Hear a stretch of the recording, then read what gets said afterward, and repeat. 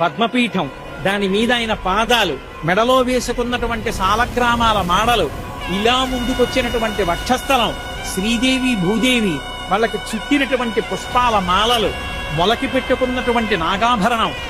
ఆ పైన ఈ చేత్తో పట్టుకున్నటువంటి చక్రం, ఈ చేత్తో పట్టుకున్నటువంటి శంఖం, ఇలా చూపిస్తున్నటువంటి వరదహస్తం, దాని నిండా వజ్రాల తాపడం, ఇందరికీ అభయం ములిచ్చు చేయి కందువకో మంచి బంగారు చేయి అని అన్నమయ్య పొంగిపోయినటువంటి ఆ చెయ్యి, సున్నా చుట్టినట్టున్న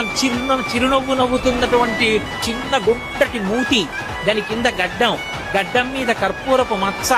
కళ్ళు ముక్కు కప్పుతూ పై వరకు పెట్టినటువంటి ఊర్ధపుండ్రాలు, దాని మీద అంత పొడుగున